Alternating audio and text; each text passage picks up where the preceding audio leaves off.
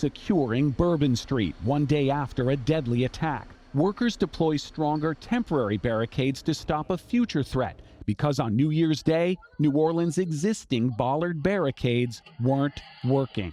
I'm standing in the middle of Bourbon Street, right on top of one of the old broken bollard systems.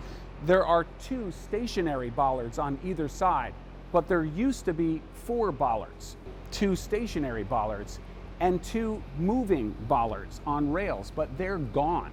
They were removed because they would not only get stuck open, but also get stuck closed, blocking Bourbon Street to all vehicles, including ambulances and fire trucks. If in fact that's correct, that they were not operable, that's unacceptable. And if they were not operable, there should have been a plan B. There should have been a tow truck, there should have been a fire truck, there should have been some other item or something steadfast there to disallow any vehicles from being able to plow through the crowd. We combed through documents all the way back to 2017 showing the city knew about the terror threat, including this assessment labeling the French Quarter as a risk and target area for terrorism that the FBI has identified as a concern that the city must address.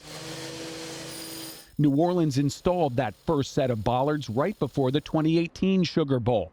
The sliding mechanisms worked until they got jammed with all sorts of things, including Mardi Gras beads. After the original bollards failed, the city started relying on these wedge barriers that were put in place. They can be dropped to allow delivery vehicles and emergency vehicles in, but they stop a truck or car attack. Yet look at the sidewalk. There's no barricade here, though it does appear they place them near pre-existing obstructions like light poles and fire hydrants. The wedge barriers were intentionally down on New Year's to make sure emergency vehicles could get through. Only a police car was blocking Bourbon at Canal Street. The attacker whipped his truck around it on the sidewalk and drove nearly 4 blocks down a virtually barrier-free Bourbon Street. Did he know he could get through? Google Street View shows no bollards in 2017, then the original bollards in place in 2018, and then those wedge barriers in 2022. But the city also published the fact its bollards weren't working on the Public Works Department website.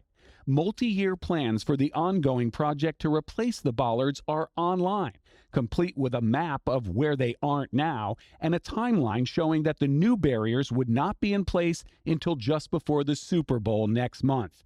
The question remains, had the new bollards been in place and deployed, could anyone have driven as far or as fast?